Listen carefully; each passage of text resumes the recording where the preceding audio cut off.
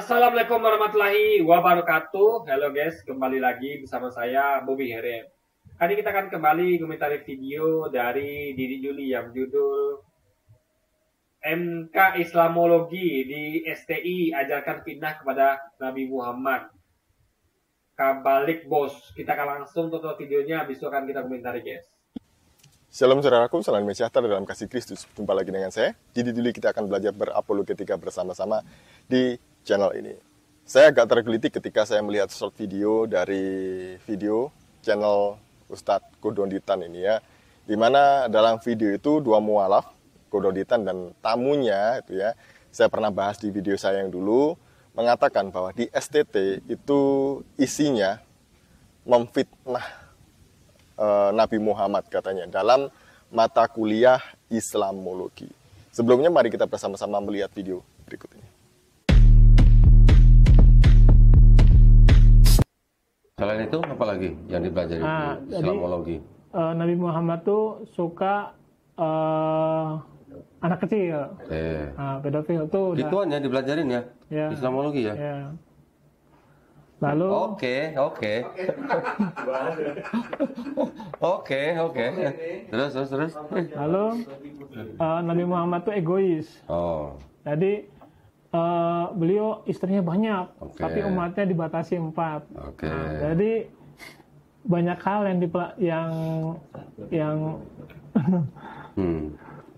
banyak hal yang memang dibilang itu fakta, ternyata itu sebenarnya itu agak sadis sebenarnya. Agak sadis bahwa sebenarnya itu adalah pendoktrinan yang salah terhadap Islam. Ya, para pemirsa ya, dengar sendiri ya. Islamologi di dalam STT mengajarkan memfitnah Nabi Muhammad SAW. Ya, 3 SKS ya. Dulu saya pernah membahas mualaf ini ya, tamunya Kodonditan itu ya, di video saya yang ini, silakan dilihat. Nah, ketika selesai saya membahas, saya di WA oleh salah satu teman saya yang dulu sempat satu pelayanan dengan saya, lama sekali bersama-sama melayani. Dan dia bilang bahwa dia kenal dengan mualaf ini, ya. Dulu mantan adik tingkatnya. Dia cerita banyak mengenai mualaf yang satu ini ya. Tapi yang pasti dia ada masalah dalam hal akademis. Dan saya tidak mau cerita banyak STT mana, kemudian masalah apa aja yang dia alami, tapi banyak yang dia ceritakan ke saya. Tapi saya tidak mau kali ini ya. Dan begini ya, semua yang diceritakan oleh teman di Juli itu belum tentu semua bisa percaya. Itu kan pendapat, kesaksian. Jadi orang itu harus dinilai juga jujur apa tidak. Makanya harus ada pertemuan antara kedua pihak. Benar nggak sampaikan dia? Kalau saya nggak bisa guys, percaya gitu nggak bisa. Bisa dia apa yang sampaikannya benar, bisa dia apa yang sampaikannya adalah keliru. Bisa dia apa yang sampaikannya adalah jujur, jadi fitnah. Kita kan nggak tahu, ya. Jadi intinya adalah harus ada konfrontasi gitu. Kalau perlu ngomong depan orangnya. Kalau di belakang orang kan bisa senanya yang ngomong. Karena buktinya di Juli aja dia mas ngomong gitu kan, menyampaikan apa isinya. Kan bisa jadi salah gitu, keliru. Makanya perlu ada konfrontir. Kalau bisa orang itu ngomongnya di depan orang itu. Sehingga dia tuh akan terpaksa tuh mengatakan hal yang jujur. Gak berani dia bohong. Ini orang depan dia gitu kan. Mana mungkin dia bohong. Kalau kita yang bohong, tentu orang yang yang dikatakan yang bohong itu kan akan marah, akan bereaksi.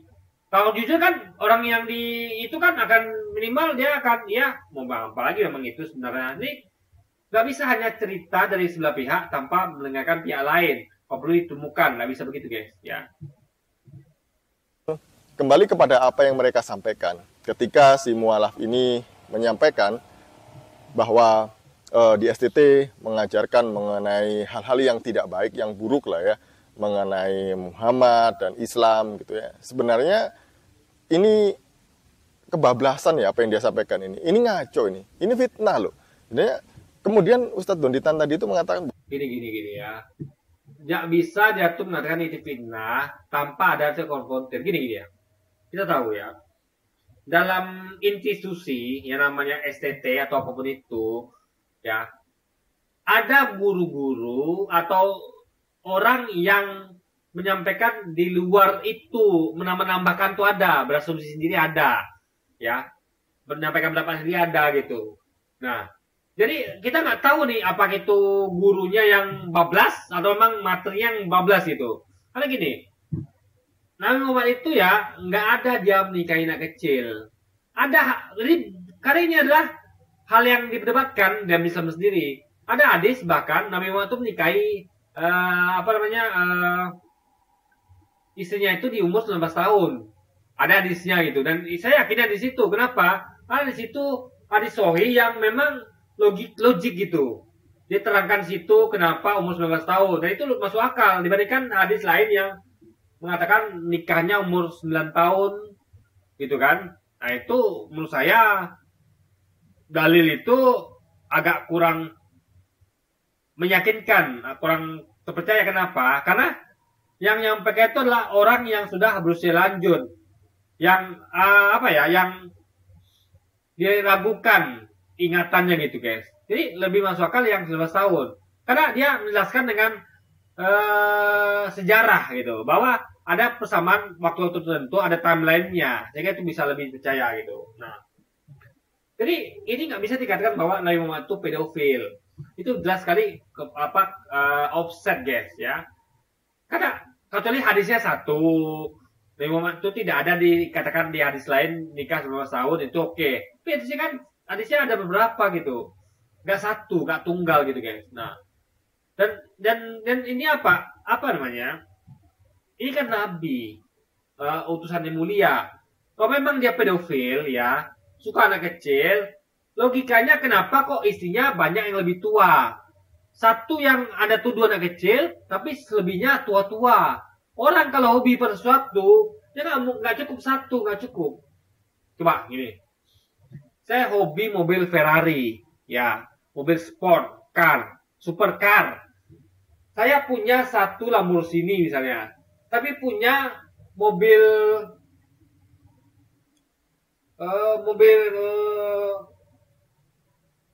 mobil yang lambat lah, mobil jadul, mobil yang lambat larinya kayak siput, ada 10.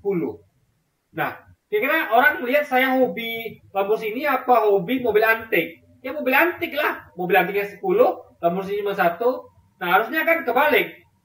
Kalau dikatakan Nabi Muhammad itu pedofil, salah. Karena dia istrinya lebih banyak yang tua, yang ada tuduh anak kecil cuma 1. Jadi yang banyak itu jadi hobi kan? Dibuktikan dengan yang banyak. 1 tuh belum hobi namanya. Ya. Saya punya isi komputer saya banyakkan game. Ya, game. Ya. Dibandingkan dibandingkan film lah misalnya. Artinya saya lebih hobi game dibandingkan film. Kalau di isi komputer saya ada 10 game, 1 film, artinya saya suka game, bukan film, gitu loh guys. Jadi kenapa fokus ke satu itu gitu loh? Ini nggak masuk akal gitu. Orang hobi itu kan dia akan bikin banyak. Itu ya sudah keliru guys, gitu. Juga mengenai tadi itu egois. Ini kan nasib yang negatif. Kalau gini ya, Nabi itu kan sebagai contoh, ya. Jadi ketika Nabi, Nabi itu istrinya banyak. Jadi ada yang muda, ada yang sedang, ada yang tua. Itu untuk ngasih contoh bagaimana kita bersikap kepada istri yang usianya beda-beda. Itu contoh. Karena Nabi nggak mungkin mencontohkan itu seperti guru yang cuman cuman ini bayangkan ini misalnya istri saya, kan nggak begitu guys. Tapi dia contoh dengan teladan di kehidupan nyata. Bagaimana? Jadi kalau Anda punya istri yang usianya terpaut jauh, contohnya lihat Nabi Muhammad. Pada punya istri yang masih muda, lihat Nabi Muhammad. Jadi apapun istri Anda ada punya contoh, yaitu Nabi Muhammad gitu. Itu adalah contoh. Makanya beda dengan kita. Bukan, jadi itu nggak ada hubungan dengan egois. Kok kita cuma dibatas 4? Kita kan bukan contoh. Kita nikah itu bukan contoh bagi yang lain. Kita contoh Nabi. Mereka mencontoh Nabi melalui kita, gitu. Jadi kita tuh nggak harus persis kayak Nabi, nggak. Yang ngasih contoh Nabi, kita hanya mengikuti. Makanya kita cukup 4.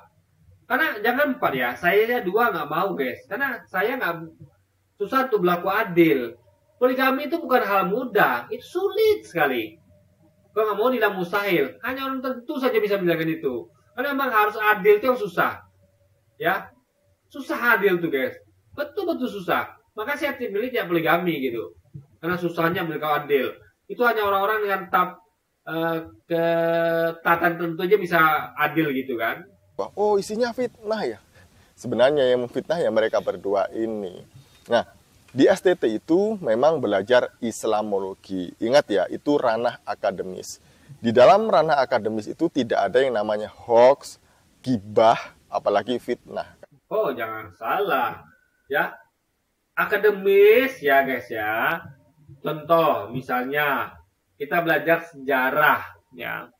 Ada akademisi yang meyakini bahwa dalangnya adalah Soekarno.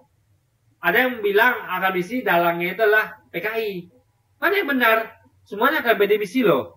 Jadi nggak ada itu guys ya. Jadi bukan kenang mentang-mentang label akademisi lu nggak ada fitnah. Nggak itu caranya ngeceknya. Yang ngeceknya adalah dengan memberikan materi gitu. Jadi sekali lagi ya, yang nuduh dia sebuktikan. Bukan kita yang tuduh gitu. Kita mah santai-santai aja kita gitu kan. Kita pihak tuduh kok.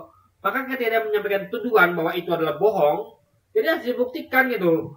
Tunjukkan materinya gitu. Mana materinya? Ya, dan gurunya mana gitu. Harus dikonfrontir. Nah, orang tadi harus dipaksa juga. Ya, laporkan polisi. Biar dia bisa tunjukkan, saya belajar dari guru ini. Nah, dia tunjukkan nanti, ini gurunya yang ngajarkan itu. Dan ini materinya kalau memang ada materinya, guys. Gitu metodologi ya, guys.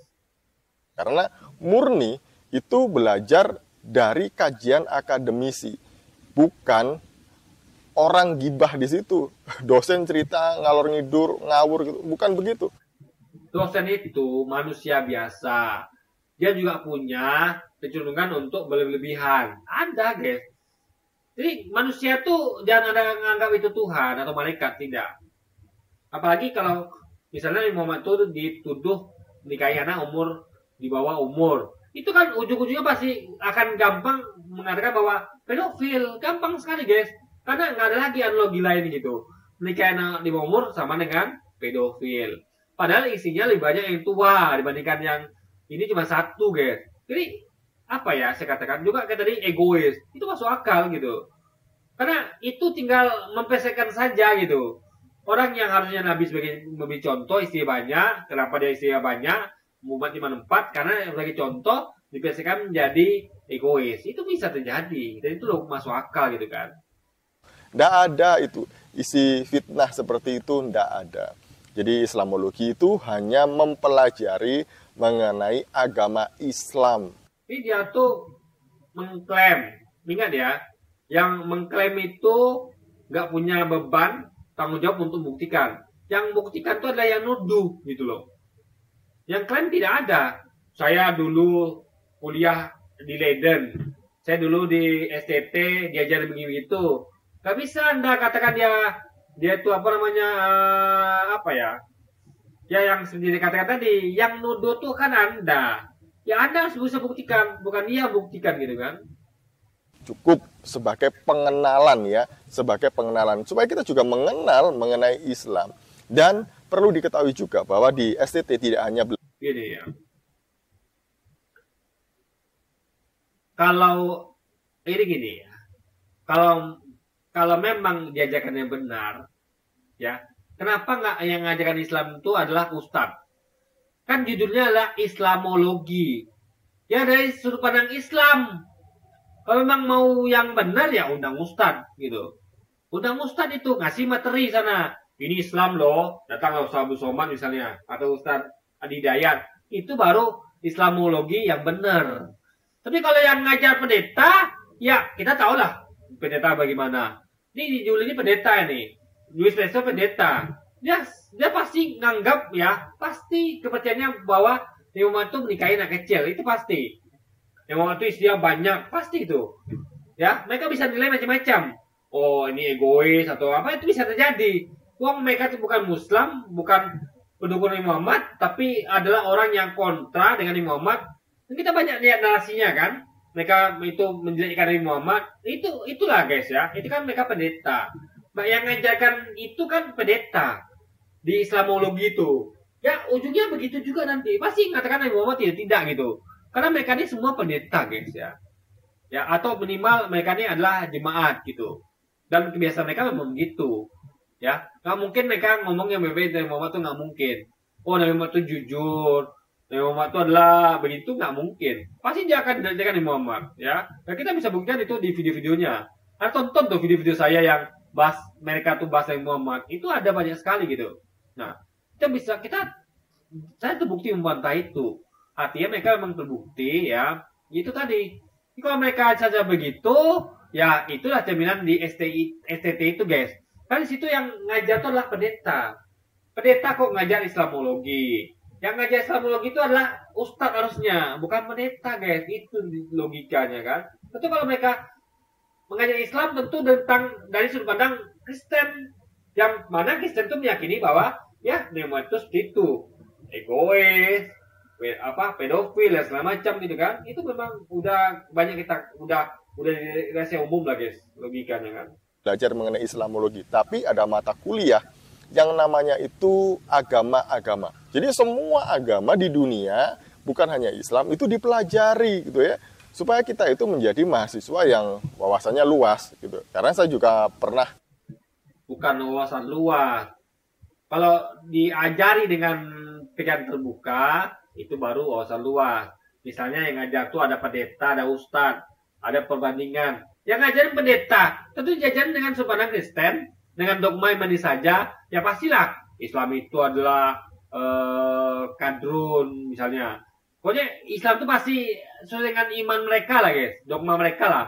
Jadi guys, itu bukan menambah wawasan namanya, tapi menambah dogma, menambah tebalnya dogma yang diberikan pada kalian gitu. Itu intinya guys. Karena wawasan itu harus pikiran terbuka, harus balance, harus seimbang. Ada pendeta, ada ulama, dikomparasi, dibandingkan, baru wawasan luas dari dua sudut pandang. Ini dia sudut pandang pendeta saja gitu, ya nggak bisa luas wawasan Anda. Tentu wawasan Anda bertambah, tapi tidak meluas, tapi bahkan menyempit ke pendeta-pendeta iman Anda saja gitu guys. Nggak meluas kan, menyempit bahkan. Kuliah di STT gitu ya, dan sekarang pun saya masih kuliah, bukan karena nggak lulus bukan, karena saya lanjut studi gitu ya, dan itu yang diajari. Jadi di sini yang fitnah itu kelihatan ya, mereka berdua. Yang diajari itu pastilah dogma Kristen itu pasti, karena yang ngajar pendeta. Kalau yang ngajar ustadz, tentu dia akan mengajarkan tentang ajaran Islam yang benar, yang sesuai dengan keyakinan umat Islam. Itu aja poinnya guys. Tidak ada fitnah-fitnah itu di dalam STT. Bukannya di pondok pesantren juga belajar mengenai kristologi. Bukannya Ustadz Kain. Enggak, di pesantren enggak belajar tentang kristologi. Pesantren belajari tentang Nabi Isa. Nah, Nabi Isa itu ya Yesus gitu. Itu akidah Islam. Islam percaya kepada Isa, Yesus, ya. Taurat, Zabur, Injil. Memang iman Islam begitu. Tapi kalian kan tidak beriman karena pada Quran dan Nabi Muhammad. Kenapa kalian bahas? Itu masalah guys. Jadi ketika mereka belajar Islamologi, mereka sudah masuk kamar orang. Tapi kita belajar Kristologi, kita nggak masuk kamar orang. Karena kita meyakini bahwa di iman kita itu meyakini bahwa ada kitab-kitab yang diturunkan dalam Quran dan ada Nabi yang bukan dari Nabi Muhammad, dan itu mereka ajarannya dan kitab sucinya mengalami diubah tangan manusia. Nah buktinya apa ya? Kitab itu, Yesus itu gitu guys. Jadi kita tuh adalah mengajarkan iman kita, bukan tentang kristologi, enggak gitu. Itu harus dipahami bedanya ya. Mereka memang Islamologi itu diajarkan, tapi mereka masuk kamar orang lain. Karena mereka tidak beriman pada Islam. Bukan Islam ya, mereka beriman kepada Nabi Muhammad dan kepada Quran. Tapi kita beriman kepada Taurat, Zabur, Injil, dan Yesus guys. Nama Kodonditan juga bersama mualaf dari mana itu? Dari bukan luar angkasa, luar negeri, belajar ngajar kristologi juga di Gontor ya. Nah, kalau kita melihat ajaran mereka, Ustadz kayak nama aja lah ya, lihat coba apa yang diajarkan. Apakah itu kristologi yang sungguhan? Apakah itu benar-benar ajaran Kristen yang diajarkan? Bukan. Hanya fitnah mengenai kekristenan. Contoh satu hal yang sering diajarkan dalam kajiannya Ustadz Kenama. Mengenai apa? Natal. Dia bilang Natal itu bukan hari kelahiran Yesus, tapi hari kelahiran Solus Invictus, Dewa Matahari. Itu fakta. Dewa Matahari lahir tanggal 25 Desember. Lahir Yesus kapan? Nggak tahu. Jujur nggak tahu. Karena itu masih menjadi perdebatan. Ya, dari Kang sendiri masih memperdebatkan, dan satupun tidak ada yang tahu pasti tanggal lahir Yesus berapa. Itu fakta, guys. Ya, nggak ada satupun yang tahu tanggal lahir Yesus. Tapi kalau kita pakai logika, saya punya logika.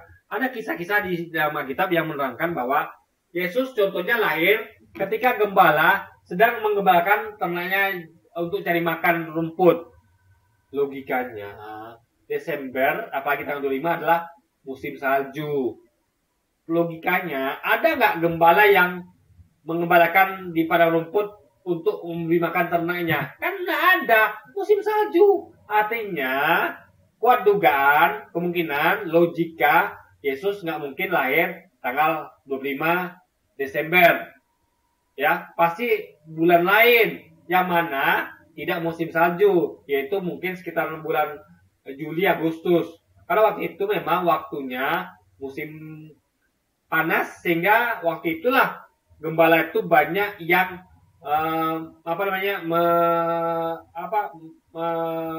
mengembalakan ternaknya untuk diberi makan rumput. Itu guys, jadi kita harus melihat konteksnya. Jadi kalau kita nggak tahu memang bulan apa tepatnya, tanggal berapa tepatnya, tapi yang pasti Yesus itu dilahirkan ketika di Alkitab dicatat ketika para gembala sedang mengembalakan ternaknya di padang rumput. Artinya nggak mungkin di bulan Desember, apalagi tanggal 25, karena waktu itu musim salju. Nggak mungkin ada gembala yang mengembalakan ternaknya di tengah hamparan padang salju. Karena kalau salju tentu rumput tidak ada, udah ketutup salju gitu guys. Semuanya udah nggak ada lagi gitu, udah salju di mana-mana gitu kan. Nah, jadi pakai logika guys, gitu. Yang pasti memang sejarah mencatat bahwa tanggal 5 Desember adalah tanggal lahirnya Dewa Matahari.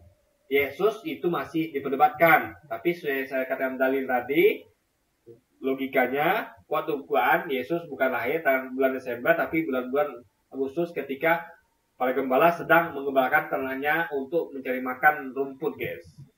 Hari baru dirayakan itu di abad ketiga kata dia. Dan itu kan ngaco, itu kan tidak sesuai dengan ajaran kekristenan.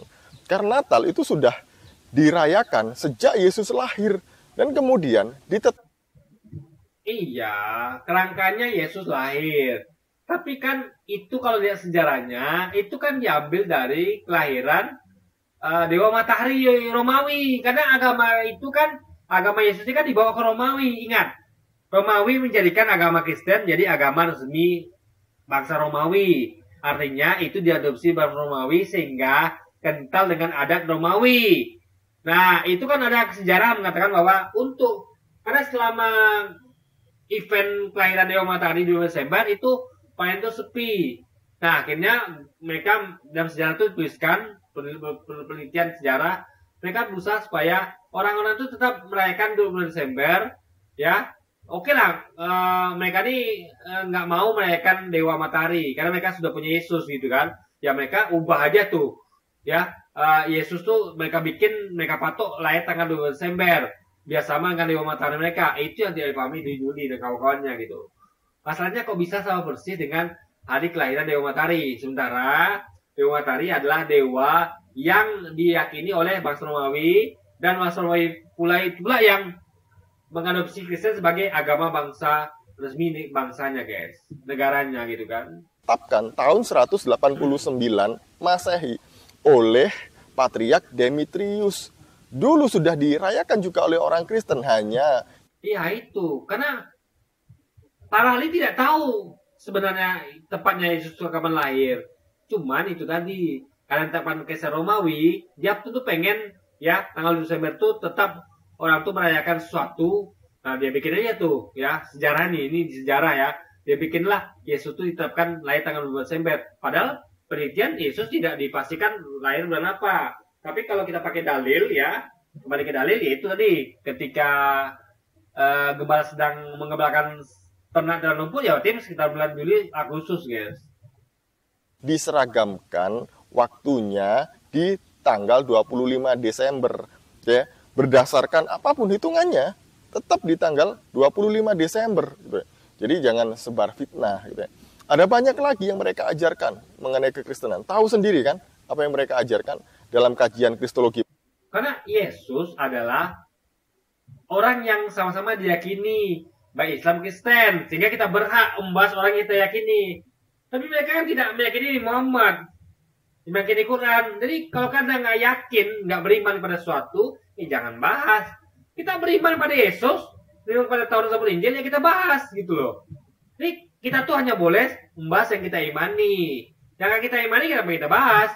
Makanya nggak aneh kalau Islam tuh boleh membahas tentang Yesus, Taurat, Zabur, Injil, dan penyimpangannya. Nah itulah bagian dari imannya kaum muslimin. Tapi mereka kan tidak beriman kepada Muhammad dan Quran. Mereka tidak boleh bahas. Kalau mereka bahas berarti mereka sudah keluar dari kamar sendiri guys. Sudah offset gitu kan. Mereka ini. Jadi jangan memfitnah STT. Jangan flying victim. Seolah-olah kalian ini melakukan hal yang benar, yang lebih baik, yang lebih toleran gitu. Enggak. Justru itu kebalik ya kalau seperti itu. Jadi begitu ya.